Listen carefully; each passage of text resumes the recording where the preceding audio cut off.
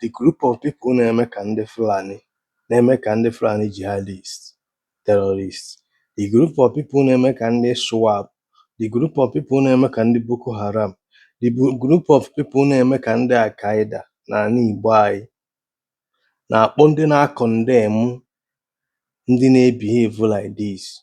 Afa bụ Fulani blood, afa bụ agent of zoo. Just imagine ebe onye Igbo na-support ndị pụtara na village osisi onye ọbụla, ndị gbugasigolo a lot of people nwere adreesị nwee surname, ndị megolo a lot of people ha dị fatherless, ndị gbugolo a lot of traditional rulers ndị Igbo. I don't know if you get my point. Ndị kwụzigolo ndị Igbo ibefa n'ụzọ na alafa moto kpọrọ ha baa ime ọfịa afọrọ ha ruo tata. Ndị stọpụgolo ndị Igbo ibefa n'ụzọ na kọlva ma ATM fa waya ego niile dị na their account up to today a nwetebedize onye mere ife a afụbere tata ma ọ dị ndụ ma ọ nwụrụ anwụ anyị amalụ. Do you not understand me?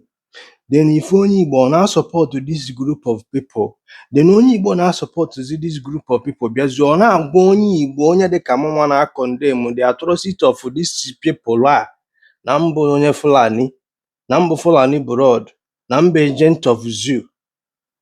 Does it make sense to you? Na onye Igbo na-akpa agwa ka onye ugwu, onye Igbo na-akpa agwa ka onye swap, ndị Al-Qaeda, ndị Boko Haram, ndị Fulani jihadist na-egbusisi ndị ụka na Northern Nigeria pụtaluo na-agwa mụnwa na-akọndemn igbu mmadụ na ndị Igbo na-agbara igbu mmadụ ọsọ na Igbo na-asọ ọbara, pụtazi ọ na-agwa mụnwa na ọmụnwa ahụ na-akọndemn that atrocity of ndị Boko Haram, atrocity of ndị Al-Qaeda, ndị swap na ndị Fulani jihadist na ọmụnwa bụzi onye ugwu.